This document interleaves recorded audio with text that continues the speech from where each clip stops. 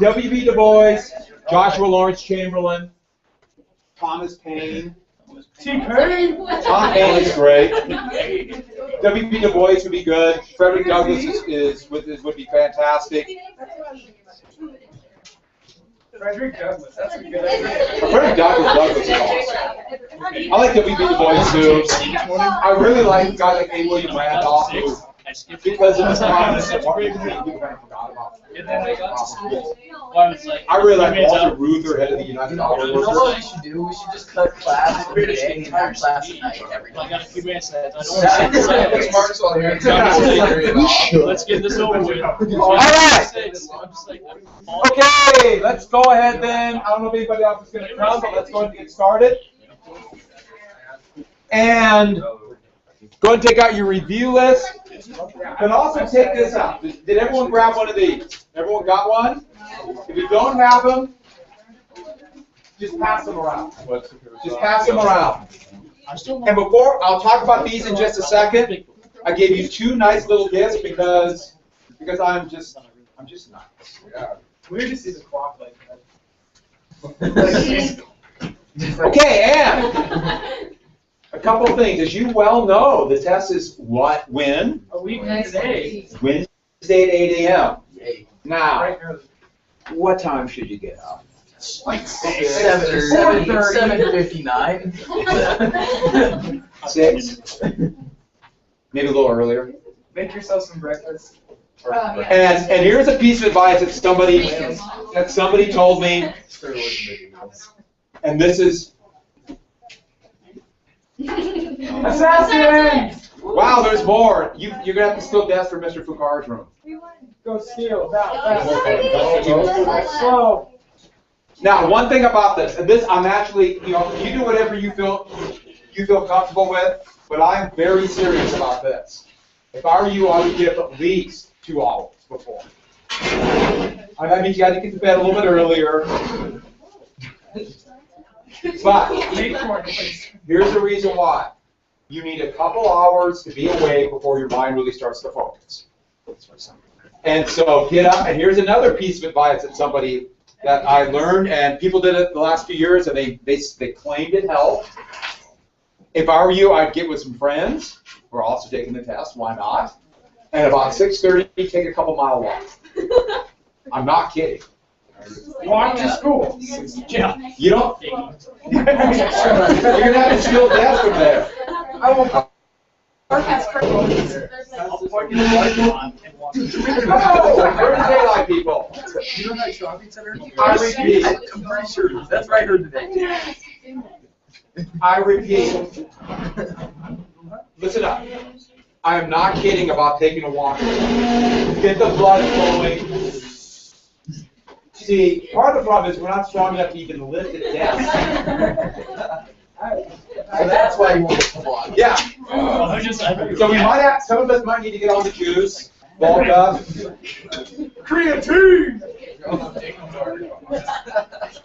Hi guys!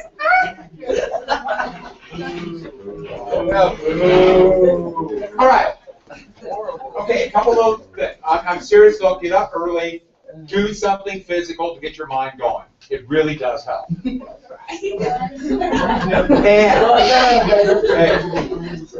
now that's enough. I want to get going. I am serious about getting up early. I'm serious about doing something before. And if you're nervous about it, Nervous. sit down there. Thanks, barista. Okay. And by the way, if you get up at 7:45 for the test at 8 o'clock, the odds are you won't be ready to go until 9:30. And you won't be. Come on. Everyone's getting up for tonight. Cheerleading skills. This might be one of the most difficult things we've ever gone through. All right. So I will repeat that. Get up early. Make sure obviously you sleep. Get up early. Get the blood flowing, and be here by about 7:50, 7:45. Because it's going to be right here.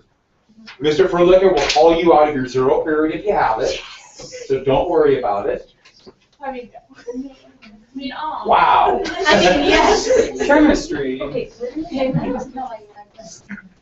But stay and then get it early enough because there's a bunch of garbage you got to fill out. You know, all the stuff you have to fill out. You guys did that for the ACT test. Heck, done by the same company. Even this test is better. It's a better written test. So they got little quirks. And yeah, if you've already taken one AP exam before, you've already got part of that filled out. Is that from previous year? No, this year. Has to be this year. Oh. So if you already take like AP, what is it for you guys? Is that language? That's not Taking that'll this be Friday. Friday. I'm taking that test Friday. And Yeah, Bob it's opens it. Friday. Oh. So next Friday or this Friday? This Friday. Oh, so if you take that one before, you have a little bit filled out. You still have some to fill out. And what do you have to bring? Pen. A couple pencils and a couple pens. Just go ahead and move the books off of there and sit right there. All right. Make sure you have a couple pencils and a couple pens. That work? And yeah, you can bring some water and maybe something to snack on. In the past, Mr. Furlicker was able to get some water and like granola bars, but I don't know if we have the money this year. You know, it comes in waves. That's what life is. Just bring, because there will be a break, and it does help. Eat breakfast. I would try to consume between 20 and 30,000 calories before you come. That's a normal. That's a normal breakfast for most of you. Yeah. A mechanical pencil should be fine. This is not like the ACT. I don't know why ACT makes you do that. And the College Board, they don't care as much. So as long as you have a pencil and a pen. All right. Oh, don't use the erasable pens. They'll smear. They put them in little booklets. And when they close the books, that's why you can't use a pencil for the essay. When you close it, pencil smear and erasable pen smear. Because that happens. That happened a couple years ago. Someone thought they'd be kind of cute and use an erasable pen. No grade. Oh, they didn't get grade. All right, a couple more things about the test. You will have 55 minutes to do 80 multiple choice questions. Okay. And they break it up in little groups. Either there'll be little groups of kind of a chronological era, like 5 or 10 questions in a row, or a little group about just economic stuff. Just little groups, which actually is kind of nice. The practice tests I give you don't really do the groups. And that's actually a good practice because you will like the groups. And so then it makes the AP test seem much easier. I give you harder tests to practice on. It really does help. You'll be like, God, this is awful. Then, oh yeah, okay. You remember that from AP Euro. And then another thing. When you're done with that, you don't get the questions anymore. You know, that would be nice to have. You use for your essay, you have little hints. You got to turn those in, and then you'll be a short break, and then you'll have 15 minutes to organize your essays. All three. All three. So spend most of your time on the DBQ, then go through and do a quick outline in the other two essays. The other two essays are going to be very basic, broad themes, the free response questions, and that's just quick brainstorm list, and then think in terms of, you want as many facts as possible, but in reality, for your regular essays, you're organizing, it's a thing in terms of 4 or 5 paragraph essay, and if it's a 5 paragraph, 3 really good short IDs. Are your body paragraphs connected? You've been doing that all year. And then on the DBQ, you're going to get 1 choice. That's it. I don't know. You know, last year it was on the years leading up to the Civil War, pro-slavery and anti-slavery forces. Yeah, they like that one. Yeah. You know, I don't know. Watch us get, yeah. Because that's our, like, The our grade has- democracy in Weathersfield. Yeah, can you believe that question? We would get that. They don't, they're not near that narrow anymore. It'll be a broad question. And one more very good hint I'm going to give you. And this is a fantastic hint. when you read your essay questions, so you have one choice for your DBQ, and then you have two little groups of 2 questions for their other essays. Basically, Civil War and before, you have 2 questions, choose one. After Civil War, 2 questions, choose one. I know, too bad it's like AP you're on 3, that was nice. But 2. And so, you know, pick the one you know, but here's the thing. Let's say you're doing that DBQ, and you read it. You're not sure.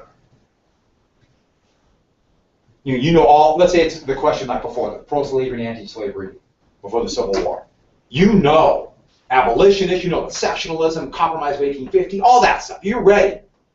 But you can't think of any abolitionists. You know, it just happens. You can't think of Frederick Douglass. You can't think of William Lord Garrison. Well, this is what you have to do. And you notice this is why I'm telling you now. If you can't directly answer the question asked, make sure the thesis addressed every part of it, but then answer the question you want. Answer the question you want to answer as close as possible. Okay, you might get dinged a little bit, but answer as close as you can if you can't quite get it. If you don't know the abolitionists, finesse it.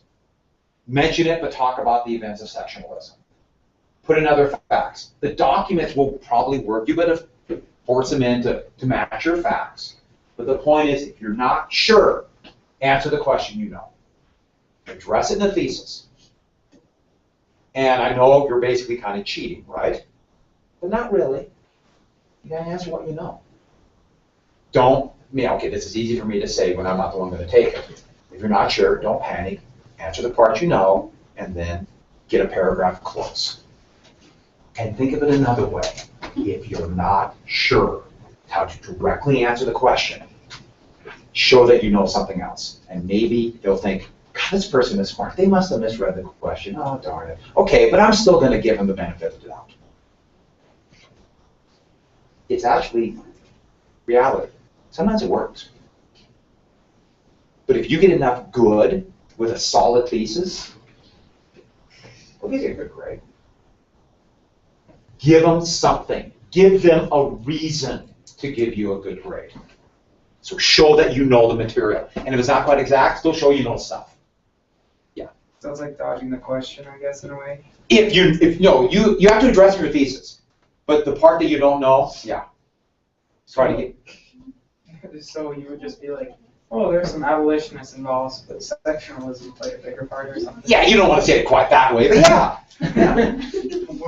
Yeah, abolitionists work for it. Yeah. Next. Because this is one big advantage that you guys have that some of the other AP classes don't.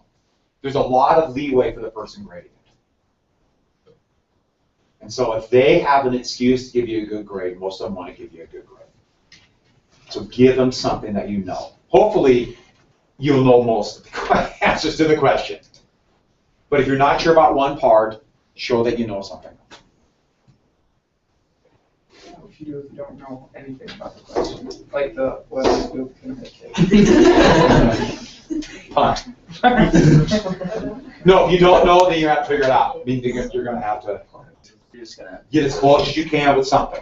And that's why the brainstorm list is so important. So let's say the question is something like the events that led up to the Revolutionary War. You got to get down as many things in that era as possible.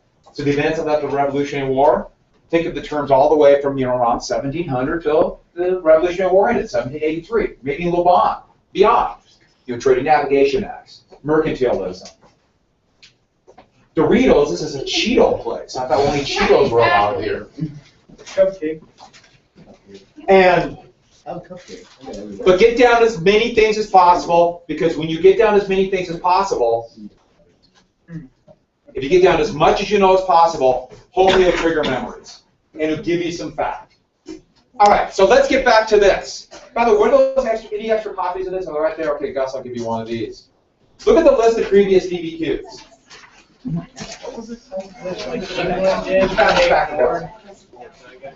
Okay, the previous DBQs. This gives you an idea of the topics. And you'll notice it's all over the place. They've done 3 years in a row. They did Colonial America.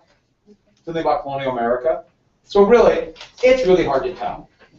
So that gives you an idea. But then if you look at the bottom of that, if you look at the bottom, I have AP US topic outline. You notice those things? And there's 16 right there, and you turn it over, there's a few more. And they overlap. There's a lot that overlap. You know, there's basic, these are just the basic units, aren't they? You look at them, just basic stuff.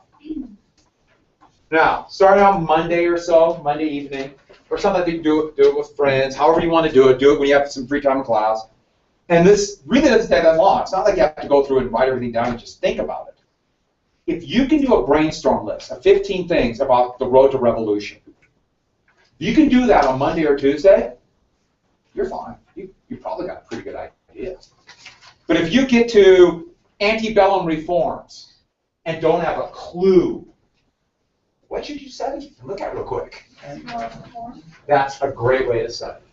At first I say, go through the list and know it. And this is what, God, 5 or 6 years ago. I think it was Laura Marsh is the one who came up with this. I just brainstormed for each one. That worked really well. I thought, what a great idea. Yeah. Yeah, Laura was pretty bright. Perfect score on the ACT. What? No. Did she? When did she graduate? That makes me feel bad about myself. No reason to feel bad about yourself. She was very bright, but also a great test. You know, she was great, really smart. Just knew how to prepare for tests. Okay, I'm not kidding. That works really well. It really does. How long would it take to brainstorm 50 things? You can do that on your own. I mean, you can do that. Just quick think about it. You don't have to write it down. But if you come up and just, I don't know anything about the 20s. Wow, you know. Quick, yeah, all I know are gangsters and Al Capone. I know nothing else. Quick look, you know where to study. You know where to go back. This covers every era. And that's such a better way of studying. And you know, if you do the review list, it's kind of in there, floating in your scary dark recesses of your mind. It is a good way to do it without trying to memorize. You're not trying to memorize, you're just, because memorizing won't work. God, it's insane to try to memorize this. Now for your final, in here you have to memorize and in front of class. From memory, do the entire time. Oh, yeah. Yeah. Who thinks that's a good idea? All right, good enough for me. Come on. Have you taken a bio test? A little bit. All right. Any questions on that? Mrs. Sims. All right, let's get going on the review list then. Let's take out the packet with the review list, and I will answer any question on that. But I'll answer it in the form of a riddle. That's not that bad. Again. Alright, I'm asking.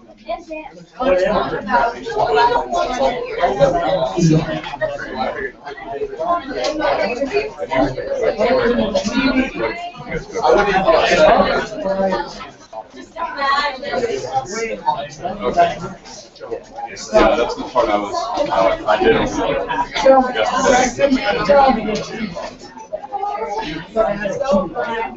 I need a copy. All right. So what I do is I will just spend the rest of the time we're going to be here. I will answer questions. I'll go over things I think are important. And the best thing about this is, okay, if you don't know it, all right, great. But if you wrote something down, it's a great way to go back and look and see if you have good stuff down, if you think that you're ready. And so, raise your hand. Anyone who don't know? We're ready? All right, let's go. Yes. 1840s to 1860s antebellum reform. No, already done that one. Can we Yeah. get the page number? Yeah. Let's go to my scroll page number 5. It's a good one. Actually, It's 6. it's 6. It's a terrible 6. Wait, what I think it started at the 5, and I realized I skipped a page. They stuck together when I was writing the numbers in. And it didn't cross it out right at 6 above. No, I didn't. Didn't do what? Yeah. All right. So the antebellum reform, this is all reaction to the Industrial Revolution. All the changes because of the Industrial Revolution. And so there was a series of many different reform movements in this. The biggest was the temperance movement. the temperance movement. In fact, a lot of women, because of the Industrial Revolution, got involved in the temperance movement. And the whole idea was that now that workers, normal workers, need their entire wage to survive, that if they waste it on alcohol, they will not be able to help or not be able to care for their family. But there's something else too. Factory owners supported that because it got them sober workers. They wanted sober workers. And then there was education reform and the beginnings of modern public education. And this era for the next 40 years, it would be personified by Horace Mann. Horace Mann, whose idea was that public education should be not only to help people find jobs and enter the new modern high-tech workplace of that era. It's a lot bigger technological jump than we have now. And also teach them to be good citizens. To teach them to be good citizens in a democracy. And that's always the fight in education all the time. What's more important? Good citizens or compliant workers? Compliant workers. Yeah. And there was prison reform. Dorothea Dix would lead a reform movement to actually have prisons. The idea of prisons went from being just punishment and hellholes to being more reform. And still hellholes, but still, the idea is they would come out of there and not be criminals. Yeah. Weren't asylums and stuff like that created around this time? Yeah, and that came right out of it. So many of the people who were in prison were Crazy. Yeah. And so they started setting up asylums where they could actually at least try to cure people. And then the last big reform here was the abolitionist movement. And the abolitionist movement, and that stems only a tiny reform movement in the North, and it was always less than 10% of the population of the North, even during the Civil War.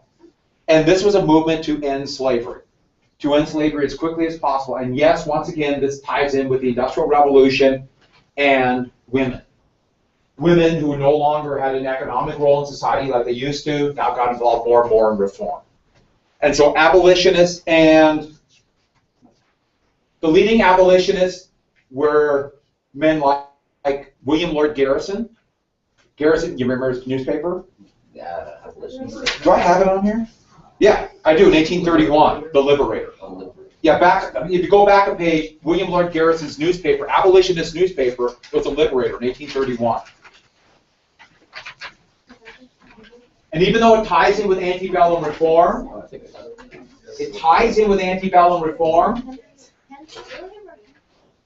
What is the last name? William Lloyd Garrison. I want to call him Lord.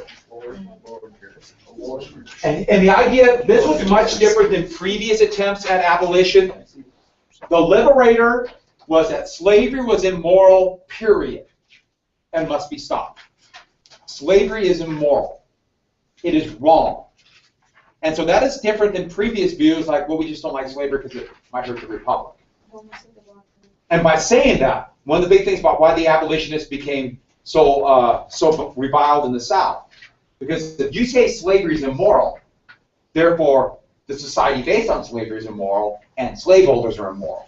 That's a lot different than, it's not good for a republic. Yeah. Didn't that lead to the gag rule, having the Yeah. Liberator around? And that's what we have. That's at the top.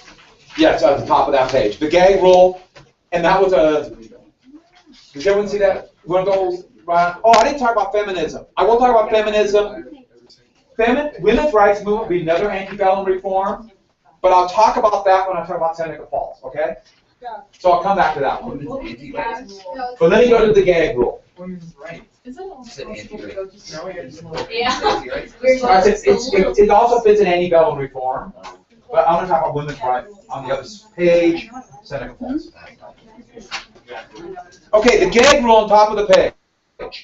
And what the gag rule was, that was one of those litmus tests for the South. They said no debate about slavery in the House of the Senate. And the idea was all Southern senators had to vote for that, regardless of party, to prove they're true Southerners. And so, for nearly a decade, slavery could not be brought up on the floor of the United States House or the Senate. They couldn't even receive petitions from it. I mean, not even like, thank you for the petition and throw it away. It wouldn't even get that far. They couldn't even talk about it. And that the whole idea was not even going to mention slavery. And the logic, well, they claimed because that incited riots. That incited slave rebellion. But the big reason was Southerners have got to show they're pro-South. And if you don't support that, you're not pro-South. That kind of fits in with Calhoun and the tariff and all that. Is there another one? Yes. Page 12, 1914, U.S. and Mexico. U.S. and Mexico. Okay, you see that near the top, 1914, U.S. and Mexico? In 1914, when Mexico had a civil war, eventually creating the kind of democracy Mexico has now. There's problems in Mexico, obviously. And the United States intervened in that civil war, trying to get a more pro-American government, including after some U.S. sailors. U.S. sailors were arrested in the harbor city of Veracruz. In 1914, the U.S. Navy shelled Veracruz, basically inserting themselves into this revolution. And then, in 1916, after the bandit, he was actually a revolutionary, but slash bandit, Pancho Villa. Oh, didn't he have the legs? The wooden legs? No. I'm thinking of Santa Ana. I was like, Big hat. By the way, Pancho he had Villa, legs. Pancho Villa is spelled V-I-L-L-A. Villa. Pancho Villa, he tried to rob a train in New Mexico, and the U.S. invaded Mexico in 1916, chasing Pancho Villa. So in 1916 and 1917, the United States actually invaded, failed, couldn't catch him. And so the U.S. tried to intervene in this. Basically, it was a very haphazard, ineffective method of big stick diplomacy. And it's because of that that Germany thought that, remember the Zimmerman note? That's why they thought that would work. I can't imagine there'll be a question, I mean, maybe on Pancho Villa, like for multiple choice, but I could see an essay question on big stick diplomacy. And that's a really good fact to put in there for big stick diplomacy. Panama Canal is obviously like the biggie and those kind of things, but big stick, or Mexico, that's a good one. Is there another question? Yeah. Bus on page 4, bus debt tariff debate. Say it again. Bus debt tariff debate. Oh yeah, bus debt tariff debate. 1790 on the top of page 4. Oh, and by the way, I know I don't leave you a lot of room on some of those. And if, like this one, you have to be creative. This was the big issue that would lead to the growth of political parties. The big issues. And remember, this is basically Hamilton's economic idea for economic growth against Jefferson and Madison. And so the big three issues were, let's start out with, Hamilton wanted an assumption bill to pay off the debt. Do you remember that assumption bill? Yeah. Pay off, raise a whiskey tax, and pay off a tax on whiskey to pay off all the accumulated debts from colonial America and continental America and the Articles of Confederation.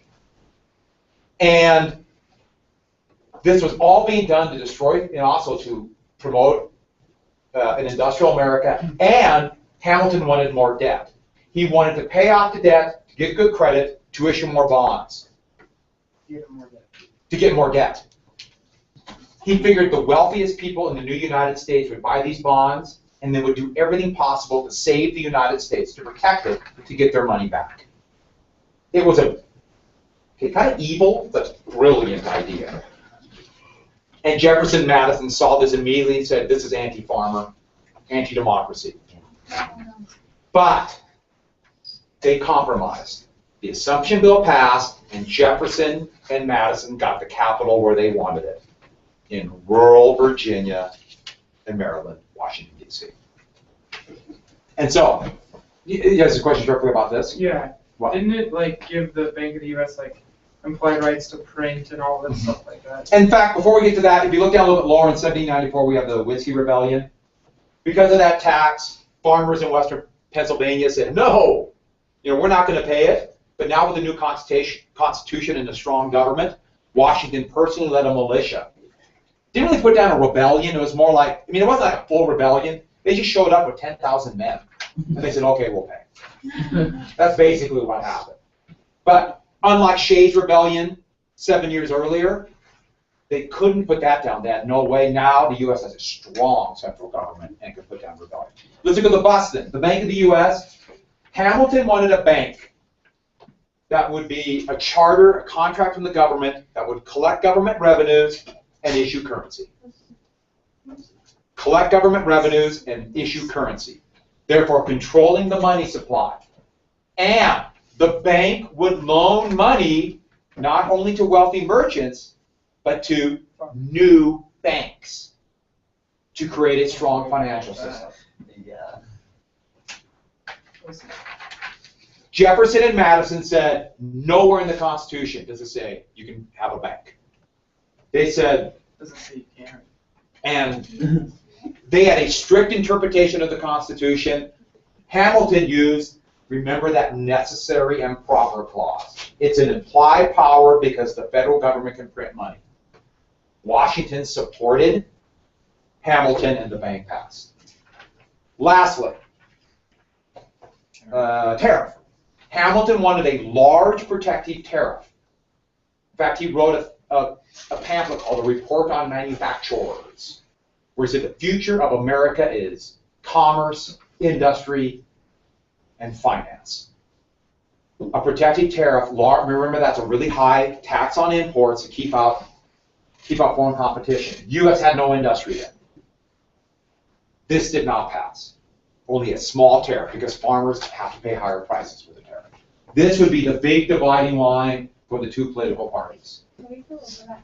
Yeah, sure, let's go over that. And that is a really good possibility for an essay question. Let's Parties? do Yeah. it then. What? Now, it hasn't been for a couple of years, but there's always been a free response, Federalist era and party. That's a really good question. So let's look at that real quick.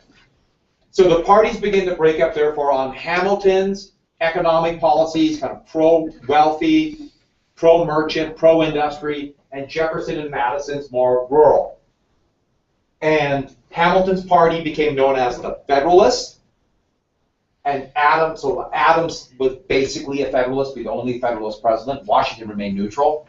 Jefferson and Madison were the Republicans. And their basic ideas were this. Jefferson, we're going to what did I do, Hamilton first? Let's do Hamilton. You don't like that? No, but we're good. Hamilton believed in a strong central government with a loose interpretation of the Constitution. Jefferson and Madison preferred stronger states. They feared the strong central government because it would help merchants, and therefore a strict interpretation of the Constitution. Which, by the way, whatever party's in power want a loose interpretation. So you can do one. Hamilton was pro-business, pro-merchant class, pro-commerce. Jefferson saw Jefferson's vision was a country of small independent farmers, yeomen. Hamilton admired the British, so he was pro-British in the Anglo-French wars. This would be really divisive because the war was raging. Jefferson and Madison saw the French Revolution, especially Jefferson, that's my revolution. And so they were pro-France. They kind of disregarded the terror. And then the issues on the bus, the tariff, those three issues we just talked about. Those would be the dividing lines between the first two political parties. The successors of the Republicans then would become the Jacksonian Democrats. I know, I'm sorry. And the Federalists would basically go away, but the closest you can get to the Federalists would be the Whigs, and then eventually the Republicans by the end of the century. So Jefferson and Madison's successors became Jackson. Mm-hmm.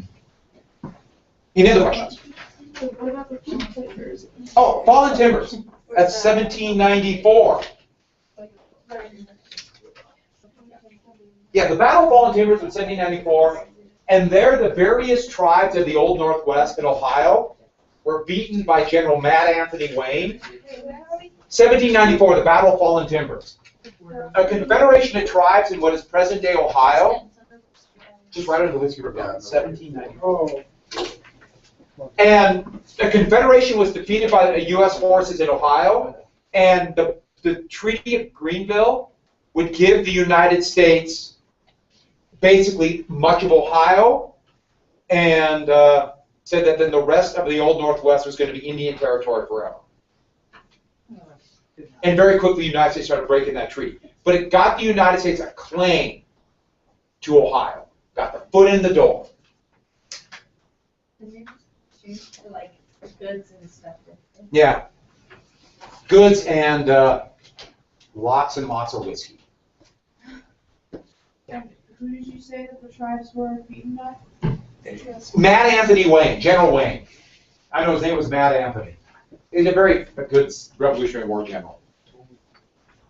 Too bad his name's Mad Anthony, but I think he kind of liked it. Yeah. When did that lead to the War of 1812 then? Because of, That would begin a whole series of unequal treaties and land grabs that would lead to Tecumseh. Tecumseh would get a start here. Yeah. Tecumseh, like, oh, you know, they're coming in, they're taking all our land. Matt Anthony Wayne. Yeah, he was an American general. Page 5, the 1809, the non-Air Force Act. Yeah, that was the U.S. tried to be neutral in the Anglo-French Wars, and so what it was is the U.S. would not trade with any belligerent. The 1809, so it should be on top of page 5 of the Non-Intercourse Act. Wasn't that Jefferson's executive order? Jefferson originally did the embargo, the U.S. won't trade with anybody, but that was a disaster. And so then they went to the Non-Intercourse Act where we won't trade with any belligerent. But the problem with that is the people we want to trade with are British or French. And so the Non-Intercourse Act would lead to Makin's Bill number 2, in which we will trade with whatever belligerent, Britain or France, respects our neutrality rights. And France fooled the United States. Definition getting involved in the war by trading. Yeah. France, it's called the Cadora Letter. we like The Cadora Letter. France kind of lied and said, yeah, we're going to open up to American trade. And so the U.S.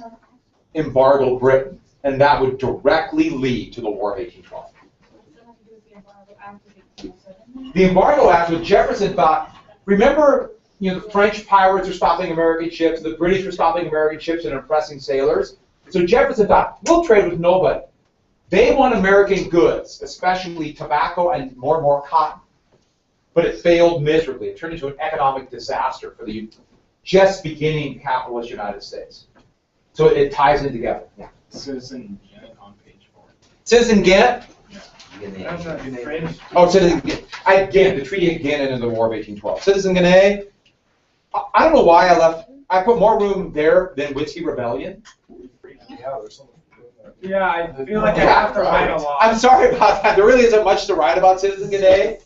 He was from France, and he tried to get American support for the French Revolution, and he became a symbol for the Federalists, of dangerous radicals coming from France that might incite revolution.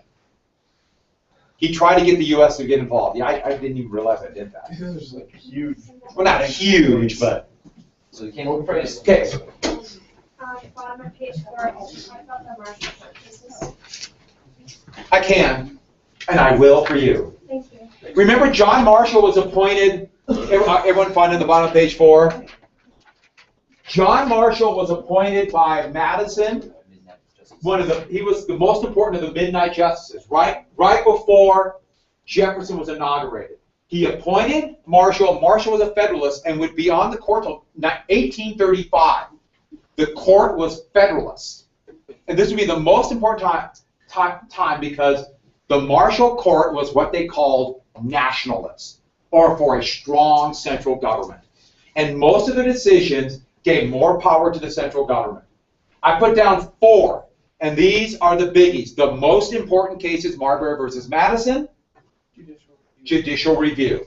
The Supreme Court can look into the constitutionality of laws. McCulloch versus Maryland. Interstate commerce? No, wasn't that Implied implied powers? That's implied powers. Because of the Bank of the United States that said, yes, they can have a bank. Maryland can't tax it. And so implied powers. And so that confirmed the necessary and proper clause. Dartmouth versus Woodward, Contracts. the sanctity of contracts. The government will protect contracts, which, by the way, is really big for capitalism, especially for the capitalists. And lastly, Gibbons versus Ogden, Interstate commerce. interstate commerce. The federal government can regulate interstate commerce. That dealt with a steamboat.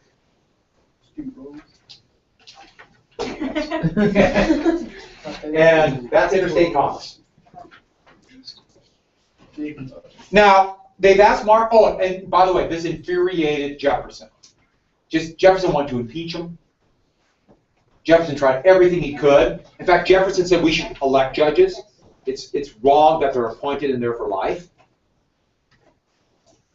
But they appointed them for a reason, so they would not be, or they would be impartial. But of course, judges are human, so they're going to do what they think is they're politically correct. Yeah. 1850s sectional crisis and ideology. That's not a big one, so let's move on. There's half a page of like blank for it. Seven. Page 7. And by the way, if I was a gambling man, I bet the DBQ won't be on this because they were kind of in this era last year, but you never know.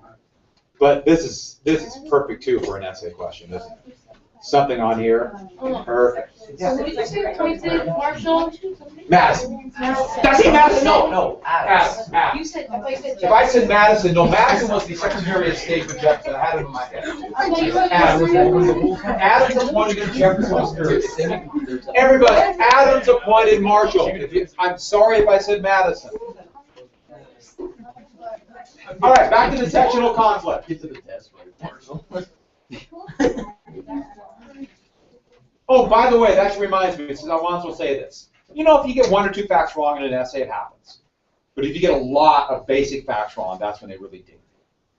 And if you get 1 date wrong, it's not a big deal. But if it's clear, you're just making up dates. You know.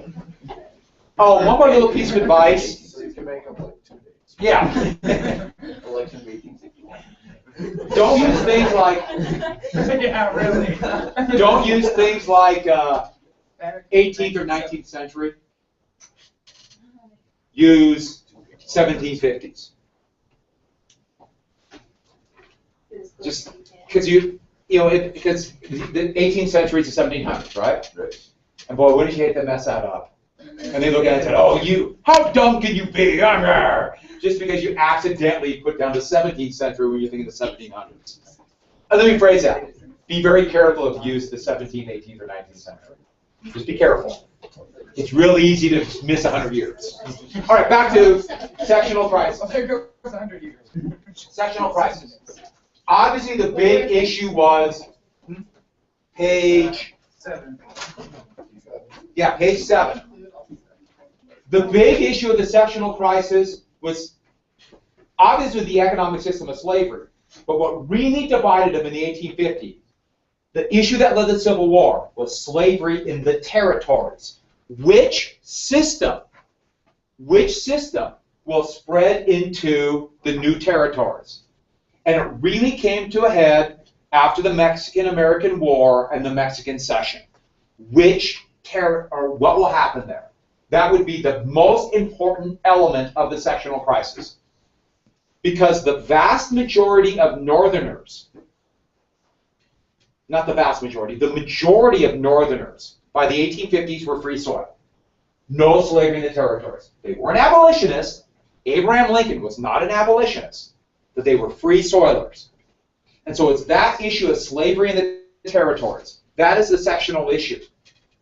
But it's the ideologies, what they believed about slavery or not slavery, would be the divide. Specifically, what was great about slavery to the Southerners and why should be spread to the territories? Or why the Northerners didn't. And that's important. Those are things you fight about, unfortunately. These strongly held beliefs. So very quickly, Northern ideology. Should we do Northern first? Yeah, let's do Northern, since I said it. The Northern ideology about slavery was that slavery stifles initiative. Why work hard? Why would anybody work hard if you're stuck in a very stale class system where slaves on the bottom, poor whites without slaves, few whites with a couple slaves, and then the big plantation owners? Slavery stifles opportunity. In fact, they said that all the time. Why work hard? And if you go in the South, they're lazy because there's no initiative. And another part about this, why would you ever have slavery if you have to compete with slaves for work? Because slave owners would farm their slaves out for labor. What does that do to wages? Down. And so, slavery discourages immigration. Why would any immigrants go to these new states if they had to compete with slaves? And by the way, there's truth to that. Where did most of the immigrants go? They went to the north, and they seem to prove it. So, that is their problem with slavery. Opportunity, initiative, combined with slavery is immoral, and it's bad for the republic.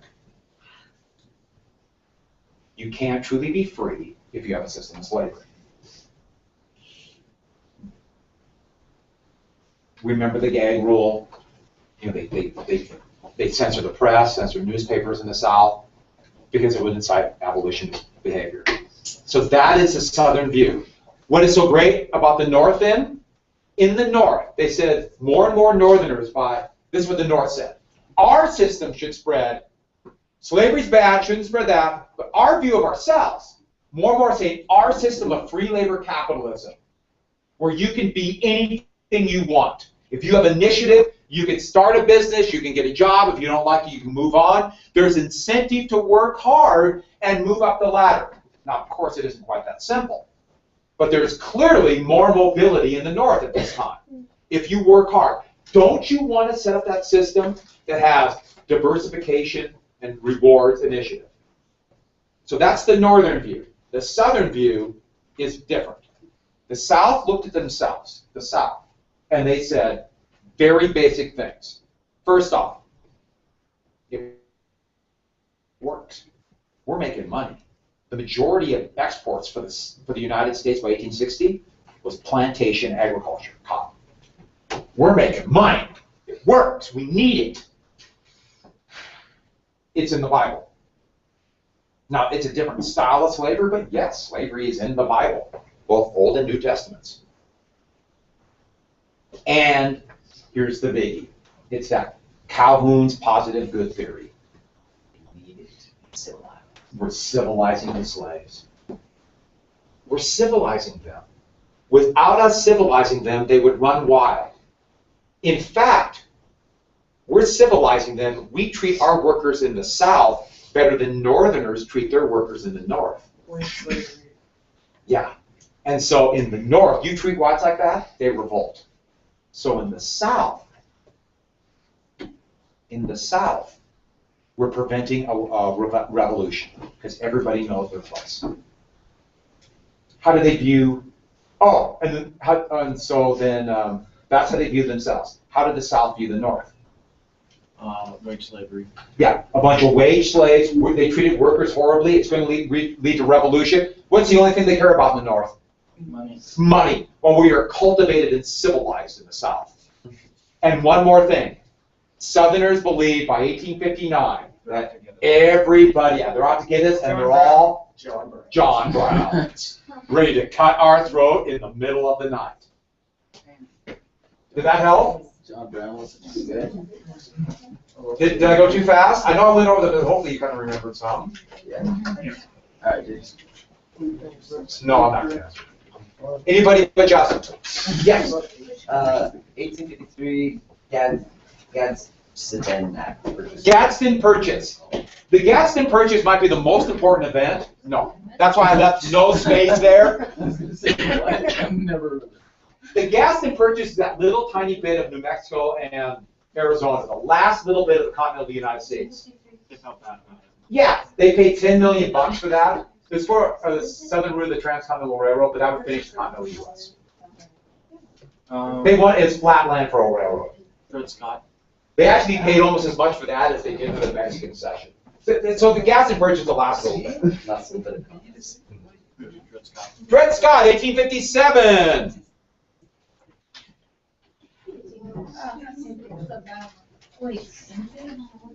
It's still, I think it's on the same page. Yeah. Everyone found it? It was just like. So third one from the bottom. Fill this one out. It was like Mexico. Good job. I was like, And the thing about, once you write it down, oh, it's a lot of work, and I do reward you. All right, so let's get back to Dred Scott. Dred Scott was a very important decision. That was one where Dred Scott and his wife, they were, yeah, they spent most of their life, their master took them to free territories or free states. And after their master died, Sanford, they wanted to be free. Yeah. What was the wife's name? Oh, God. Harriet. Huh? Harriet. Harriet, thank you. Ah. Yeah. Oh, I'm confused, like, why were they in a free state, but they were still slaves? Yeah. But what? Their master brought them. The master had They business. were all In just hanging out? no, they were still being slaves. They were still slaves.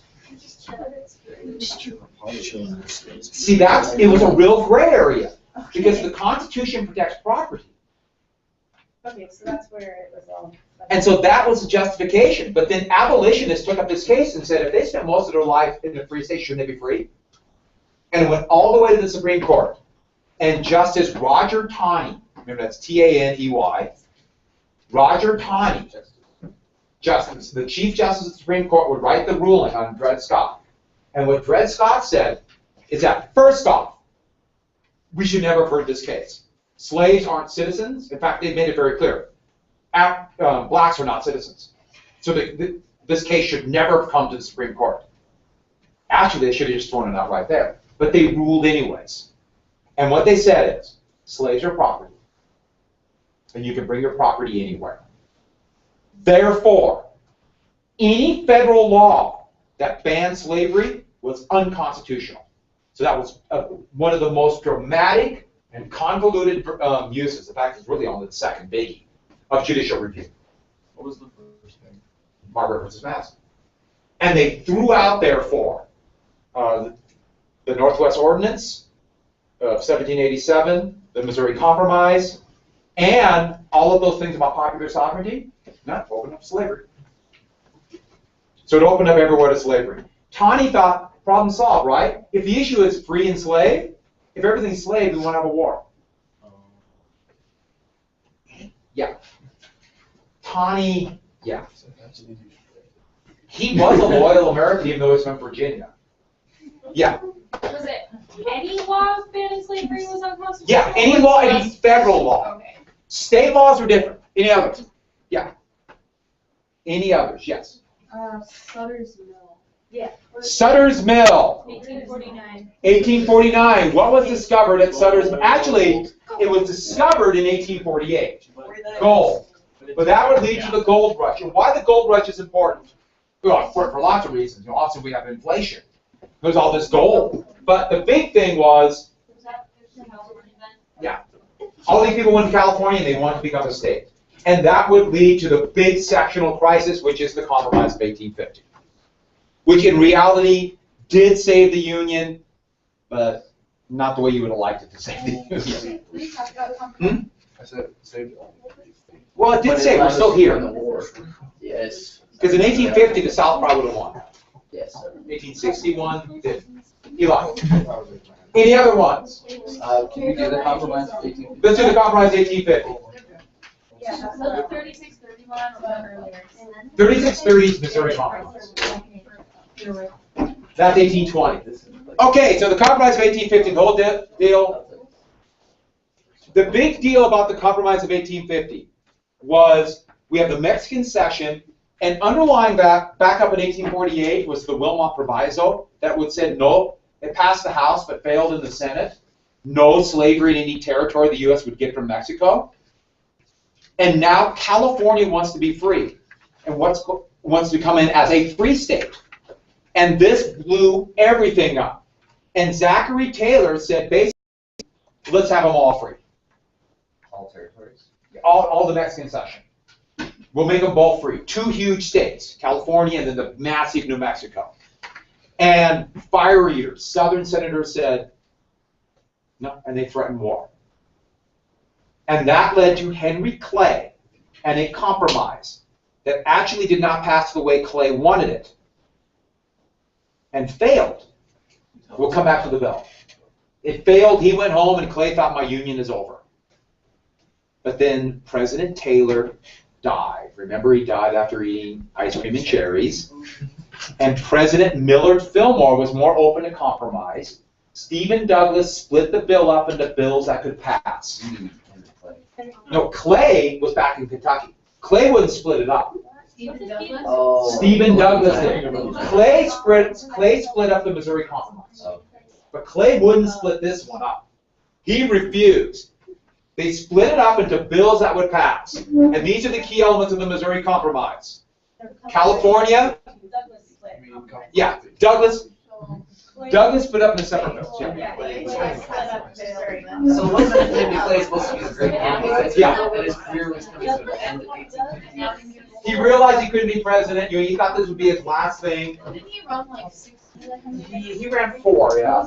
Hey, not as bad as Ryan. Yeah. Ryan only ran 3. All right. So the Missouri Compromise. First thing, California free. And then it didn't say this, but in essence, you remember popular sovereignty? This is the rest of the Compromise of 1850. Once there's enough people choose what. California free, popular sovereignty in in Utah and New Mexico territories. District of Columbia will have no slave trade. Originally, Clay said no slavery, but it came out no slave trade. So they couldn't have the big markets and open. Next, the Texas border was solved. Texas got its debts basically absolved, but they had to give up big hunks of their land. And lastly, a tough fugitive slave act that would infuriate the North because it would force Northerners to return basically anybody, and it was skewed to return, skewed towards slaveholders. Remember, that's the one to judge if they found a person a slave. Got $10. If they found them free, they got 5. Wasn't that where they were down the river? Huh? Wasn't that where they were selling back down the river? Send them back down Hey, there. you're a slave. Stuff. Yeah, Yeah. That's like your free papers, right? You need to show that you're free. Where did it say the popular sovereignty? And they just took it. Popular sovereignty in Utah and New Mexico. Okay. Thank you. Utah and New Mexico. And then DC was mostly. No slave trade. Clay actually wanted no slavery, but they broke it up. And here's the thing about the Compromise of 1850. No, it did not. It did not solve the sectional crisis, and it did not prevent civil war. But it saved the Union. No, the Union's still here. It saved the Union because in 1850, if there would have been war, the South would have won. North couldn't win. And there's that much industrialization in 10 years, decade. It's still close, but the United States could win 10 years later. Is there another one? Yeah. So I just had a question. So the Federalists, they kind of just Yeah, disintegrated. they basically rolled into the Republican. That's where you get the Arab good feelings. Okay, so the Federalists became Republican, and the Republicans became anti. The Federalists, basically, they went away. And then the Industrial Revolution took place, and so the closest you get to the Federalists would be the Whigs. Okay. So what I was getting at is the Republicans became the Democrats, and then another Republican party started up somewhere. Yeah, another Republican, claiming at first to be the descendants of the real Republican Party, or the Jeffersons, Going back to the but eventually they became more and more like pro-business. All right, yes. Okay, new immigration nativists. That's on page what? Oh, there it is, okay. And the big thing about the new immigration, there were a lot of immigrants. Oh, the first wave of immigrants was mostly from Britain, but beginning in the 1840s, there were a new wave of immigrants. And more came from either southern Germany or Ireland. Why from Ireland? Yeah. Everyone's like, damn famine, yay! My great grandmother was full blood Irish, but times back. So I know. Yeah. that's drummed into you. Yeah. And the big difference was, unlike previous immigrants from Ireland and southern Germany, were culturally significantly different than British. And they were Catholic. And this was at a time when the Industrial Revolution was beginning. And so there was a real belief that these immigrants were going into northern cities and taking away jobs or dropping wages from workers. And in the short run, that does happen. In the long run, it increases the market and helps the economy. But in the short run, and so you combine that fear of losing their jobs with anti-Catholic bias led to a growing nativist movement. Keep those foreigners out. Which is always fascinating because these are probably first or second generation Americans too, saying, well, now I don't want anybody else now that I'm here. And yes, it's still common to today. And in 1856, this nativist movement would have to form a very powerful political party. It was actually called the American Party, but everybody called them the Know-Nothings, and they ran Millard Fillmore and did quite well. But this nativist movement would eventually roll into the Republicans. Third parties don't do very well. And so this native, it would kind of roll up and down. We'd be very nativists again in the 1890s, really nativists in the 1920s, pretty nativist today. Okay, another question. The Secretary of State purchased the last.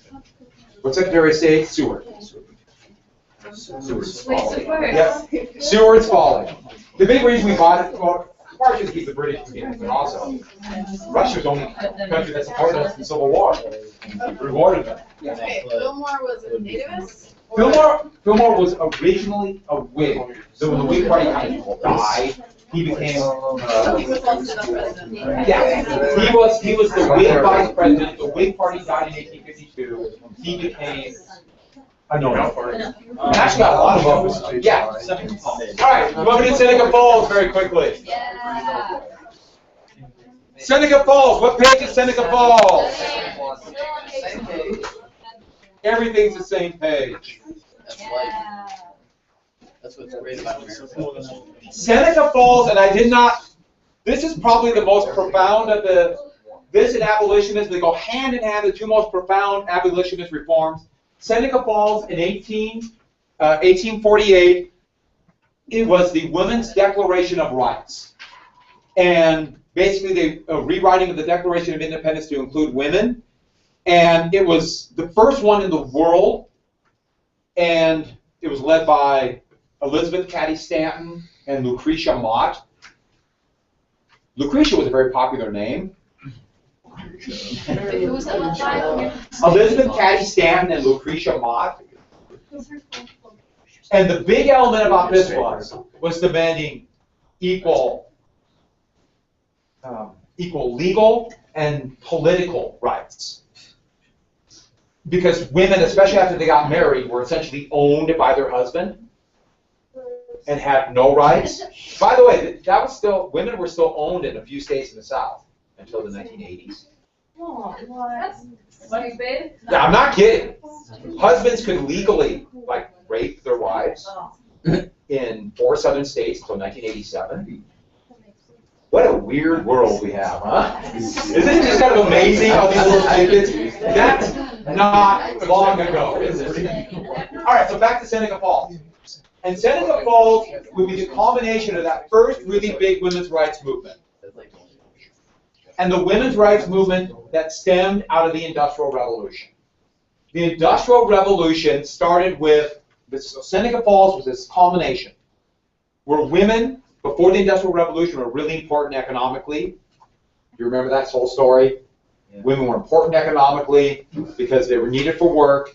And then when the Industrial Revolution came, women lost their economic power, all of it. And that led to the cult of domesticity. This idea that women were always housekeepers, which no, they weren't. And women's role became to keep a good house. It's got cult of domesticity on here. I don't think You so. did, I thought I You saw have it. feminine mystique, I think.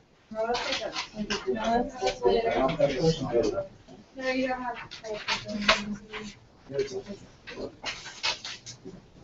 Why don't I have the cult of domesticity? Why did you let me do that? Okay, everyone, throw this one away. I'll print all new ones. You thought I would start crying? You got a lot of I would cry.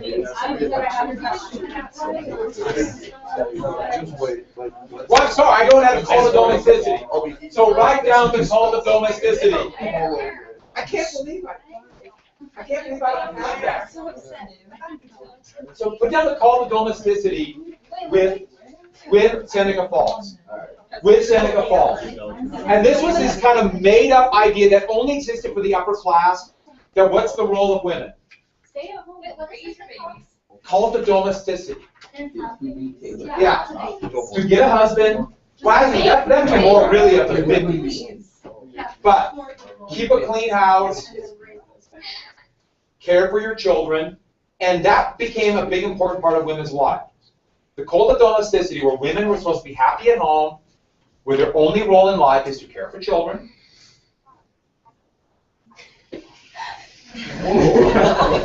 Patrick Willis. Yeah.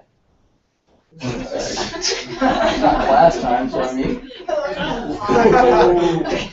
Okay. Wait, let me finish this. And care for, but also to teach children, to teach them moral and ethical values. That's where you get the idea of Republican womanhood. Republican womanhood. That they will teach children how to be good citizens in a democracy. And that's where you come from. Okay, Industrial Revolution, women lost economic power. Now their role is this made-up cult of domesticity. So women are responsible for the moral upbringing of society, or for their children. That's why they became involved in reform movements. Abolition, prison reform, education. And wait a second. If you're going to fight for freedom of slaves, what about freedom for us? And it directly led to women's rights. And the big thing there was how the Industrial Revolution actually took away power from women, but would lead over an incredibly hard fight for women, eventually relative equal rights. It's relative. It's not guaranteed, and certainly not economically yet. Any others? Better be a good question. Which one? Okay, north versus south on page. I gotta get down cult of domesticity. Yeah, it's a huge one. I can't believe I didn't have that. Okay, so everyone found north versus south. What I put there were advantages of the north and the south in the Civil War. And the big thing about that was the North had the big advantage, the big advantage of having industry and population. Industry, population. And not only that, even though it ties in both, they had almost all the miles of railroad. So they could move troops and supplies very quickly. And the North also had money, a banking system, and a solid, strong government. With, as it turned out, one of the great advantages for the North, Lincoln. No one but Lincoln would be an advantage. He turned out to be a great one. So these were huge advantages. And then there's one more big advantage for the North. After Antietam, they had a cause. Union was a good cause, but you combine Union with freedom. What kind of country are we going to be? Now the South had even bigger advantages in many ways. The South had the advantage of the biggest advantage, the most important. All they have to do is hold out. If they hold out, what will the North eventually do? Give up. Give up. Almost happened. Almost happened. If McClellan would have been elected, the South would have won. But then they also had defending their home. They had a more of a military tradition with, at least at first, better generals. Not all. And then, you remember that interior lines? They switched them too far. Interior lines means that those on the attack always have to go further. Yeah. The South was fighting in it with interior lines. The South should have won, but had too many divisions, they didn't have a strong government. Nobody should have, I'm not saying I wanted them to. No, I like the United States.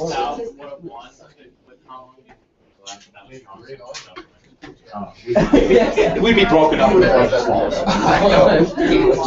Okay, next. Yes, how may I help you? Oh, Copperheads. Copperheads were Democrats. Copperheads were Democrats, Northern Democrats that either wanted peace or a lot of them supported the South. Northern Democrats that wanted peace and supported South. Either they were either called peace Democrats, so they just wanted let's end it, or they just blatantly supported the South. Yeah, that's what they were called. The leader of a guy named Clement Vallandigham was actually exiled to the South. They sent him south. They wore a penny on their lapel. Copper, penny, copperhead. They were Indian pennies, what they're called. He was left. Yeah, they were actually, most of them would have been that kind of similar to Abraham Lincoln just ignored him. Oh, what? I got a question about habeas corpus. Habeas corpus, which is a constitutional right, unless there's a rebellion, means that people cannot be held without a charge or trial. And what happened is Lincoln ignored habeas corpus in Maryland, especially because he had to get supplies to D.C. So he ignored it. And eventually Congress would go back after the fact and say you can do it. But essentially, President Lincoln ignored the Constitution. What does that have to do with the comprehensive, like no charge or trial? With what? Yeah, what's it do with comprehensive? It's Like together. on the, yeah. Oh, why do I have them together? That was the question the first. Oh, I must have been thinking when I did that, I must have been thinking that a lot of the Democrats, a lot of the peace Democrats are Copperheads. They used that as justification to go against the war. Because Lincoln is violating the Constitution. Why are we fighting for the Constitution? That must have been what I was thinking. And by the way, if I wasn't thinking that, I just made whatever, I did exactly what I told you to do on the essay if you're not sure.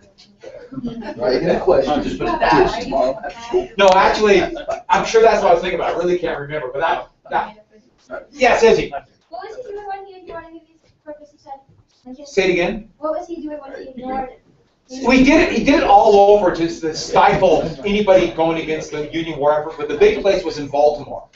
Because supplies to get to Washington, D.C. had to go there, and basically Confederates controlled the city. So we just had to lock up the mayor, put him in jail. Oh, okay. What was Fort Sumter's shell? 1869. Mr. Partridge, what was the Anaconda plan? Is that the North or South plan? The Anaconda, that's the northern plan, originally by Winfield Scott. But that would be the plan that the North would use eventually. Sheridan was just a powerful general. But, yeah. New York draft riots. New York draft riots in 1863, and that happened right after Gettysburg. But there's a lot of anger over the draft because the draft that the Union just started, wealthy people could get out of it either by hiring a substitute or paying a fee. So what if the substitute was drafted? Actually, if, what they do is they find someone who wasn't drafted, and so the ones that are in there, they can't be drafted, they're already in the army. And so they had to find somebody who wasn't drafted. And so it really, so the New York draft riot and rally was a big class conflict. You're very upset about the wealthy getting away with it, but also it was fear that they're going to go and fight, and now freed slaves will come in and take their jobs. And so it's also had a very big racial component. And so even though they did attack, or it kind of rose up in anger, they really went after any blacks they could find. Hundreds died. We don't know how many. It took troops from Gettysburg to put it down, and they were not amused. The biggest, one of the biggest riots in American history. Yeah. The proposed 13th Amendment was to legalize slavery, Yeah. right? Okay. Legalize it and just make, legalize it and then kind of tied in with the Crittenden plan, just make 3630 like. but make slavery legal, and ironically, the 13th Amendment would get rid of slavery. Any others? I can do a few more than I am done too. We covered a lot, didn't we? Yeah, we actually did. Could you take the one on Sunday? Like, record the one on Sunday? You know, Dylan, which one? 1900 progressives, what page number? Well, we finally passed the Civil War. What? Okay. Halfway up. I would hit someone right in the head.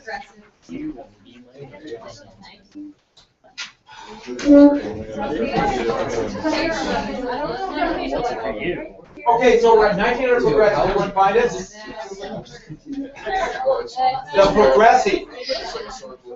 The progressives were middle-class reformers who wanted to save capitalism.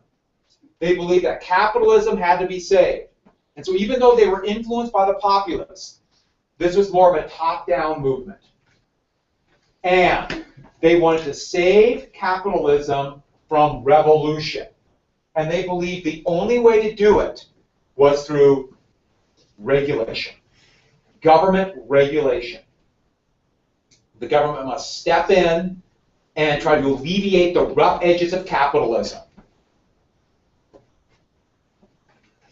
And they also believed in this idea that we got to take, therefore, political parties and partisan politics out of it.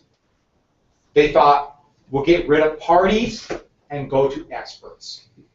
And that's where you get a whole movement of actually having trained professionals and things like bar exams and stuff like that. Now, I know what you're thinking. I'd like to go back to just a free-for-all. You're a doctor because you say you're a doctor. I mean, I'm with you. But that was the whole idea of the progressives. You know, originally, they started on the local level.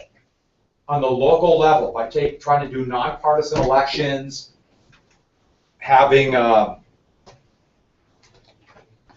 to a city manager system of government instead of a mayor, and then also a bunch of state level reforms. Do you remember these? A referendum. Do you remember that? A referendum is where the legislature proposes a bill and the people vote on it. Oh, yeah. An initiative, People want to bill. the people propose it and then vote on it to make it a law. Recall, where you can oust an elected official through an election. Direct primary, to let people choose the party candidates. And they also went to the Australian ballot. You remember the Australian ballot? That's a secret ballot where everyone gets the same ballot. Why is it called Australia? Because they were the first country to do it.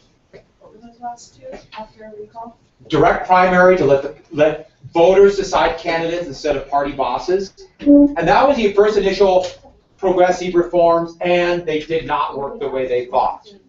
And that would lead to national level reforms like Teddy Roosevelt, etc. Yeah.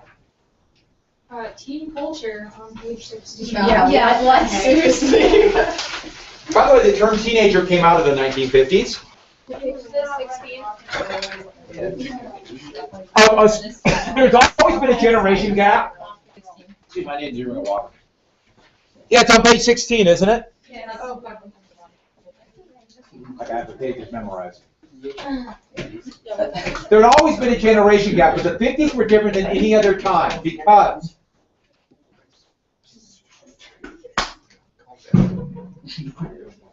more people than ever before, more families than ever before had disposable income, and therefore more what we call a teenager today, started in the 1950s, had more money than ever before. And therefore, they became a separate market. They could buy things. And you combine that with the new technologies, they could listen to their own music, they could drive, they could leave home, they could do things separate from their families. This kind of stuff just never really happened before, at least on the same scale, because no one could afford it and there wasn't the technology. And so what happened beginning in the 1950s was a real separation between adults and not what we call teenagers. And so that is why you get separate music for teenagers, the big growth phenomenon of drive-ins to go catering to teenagers, so they drive and park in their car and eat there, and etc. Those didn't exist before. And that was because there was more disposable income for teenagers. So it's no coincidence that we have a new form of music that come around that would be catering to teens, even though the music itself was a heck of a lot different than the music I've had for the past 30 years. But what's it called? Rock and roll. Rock and roll. Alan Freed came up with the term, well, actually started using that term. The term has actually some kind of nasty connotations, but what the heck. And it started out as it was a combination of more of a faster kind of a country music they called hillbilly music, and yeah, we're coming to what they called rockabilly, which is awesome. But and then combined with a music that was really developing in northern cities after the Great Migration north by blacks from the South. And it was, at first it's going to be called, it was called race music, but then eventually rhythm and blues. And this combination would lead to rock and roll. And at first, many of the artists were both black and white, but what happened, what made rock and roll such a big deal, and the teen culture really began to separate, is when they found a white musician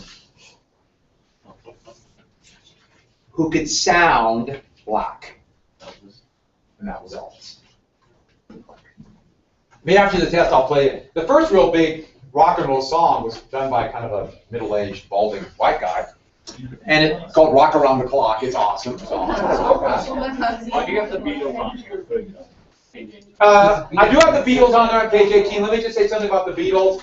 Rock and roll actually began to die just because of money. And then the Beatles came over in 1964, and that triggered a cultural phenomenon. Not only the best band ever, and if you disagree with me, you're just simply wrong, but the Rolling Stones are, it must be tough having okay,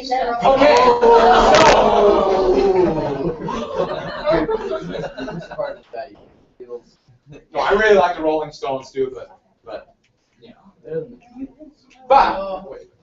And I really like Led Zeppelin too. And they're British. But this would trigger kind of a new wave of bands. Before the Beatles, it really wasn't bands as we think about it. It was a singer and then a few people joining them. And whenever there was a band, like the Crickets, no, they got to throw them out and have Buddy Holly in front. Yes, the Beatles copied the Crickets. That's the name. Really? Mm-hmm. Buddy Holly and the Crickets, the Beatles. Sure. I'm very serious. Yes. I never know. I'm ripping that up. Do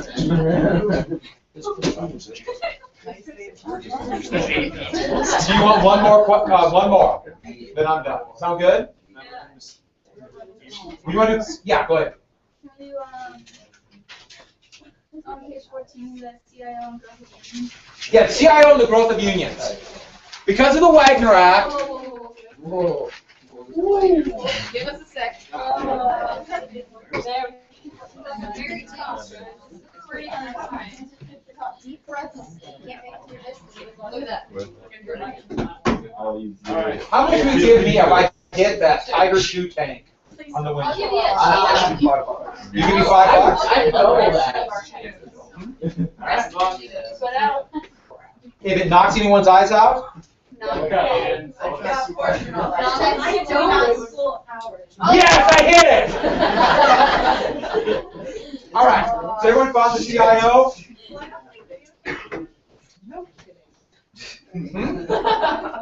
Why don't you broadcast these evidently. Okay, after the Wagner Act, which allowed for the collective bargaining of unions, part of the Second New Deal, immediately there was a growth of trying to organize industrial workers. Those are the unskilled workers. The big areas were in steel or in automobiles. And John L. Lewis, who had the greatest eyebrows ever, John L. Lewis tried to organize an industrial union called the CIO, the Congress of Industrial Organizations. I know it's an awkward name, just whatever. John L. Lewis tried to do this with the AFL, and the AFL wouldn't let him. And so the CIO formed their own union of industrial workers. And so the CIO would be steel workers, automobile workers, and once you got those unskilled workers in unions and workers began to realize how great it was to be in a union, you know, better pay, job security, that sort of thing, these industrial unions just exploded. And by the end of the decade, we have, by the end of the 1940s, you have nearly 40% of all workers in a union. But they had to win huge victories. I mean, the unions had to win huge victories, and I think I have that there. Yeah. They had to do strikes against it started at General Motors, and those were the famous sit-down strikes, where they just sat down in the factories in Flint and demanded to be recognized, and finally got it won. And forced the car companies to respect the union, and the same thing with steel. They had the small steel companies, they had to fight, and in fact it was called the Memorial Day Massacre, where 20 steel workers would be killed outside of the Republic factory in Chicago, yet the union stuck it out and eventually got recognition. And the labor unions, every reform, including the Great Depression and all the civil rights bills, could never have happened without labor unions. By the way, that's why so many people want to get rid of unions.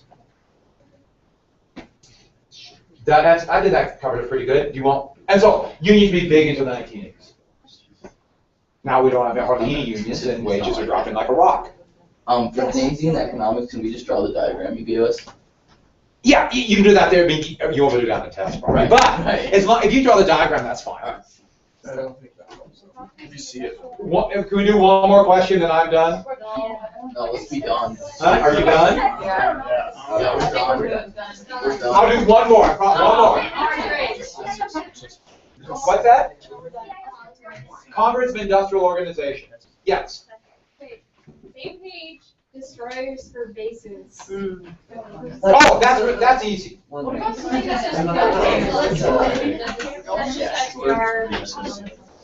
Because the original policy was cash and carry, and the British were out of money, and so it was Roosevelt's scheme to help the British fight the Nazis.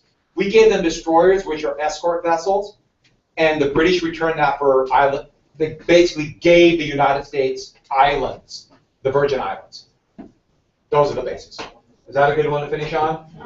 I promise I will go through more.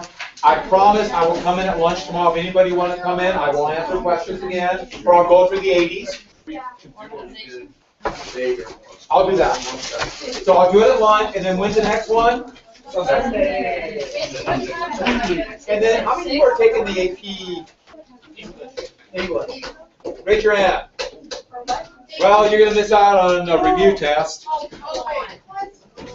I don't know what to tell you. So then you'll be fine, because it's in the morning. You'll be fine. I got you. Wait a minute, I'll figure out something. I'll figure out something for all of you who are taking the test.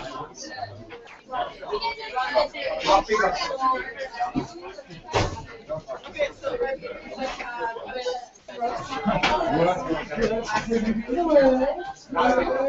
Oh, could you please take those desks back? Thanks. I hope this review helped. I went over a lot of stuff. I think we need snacks next time. Yeah.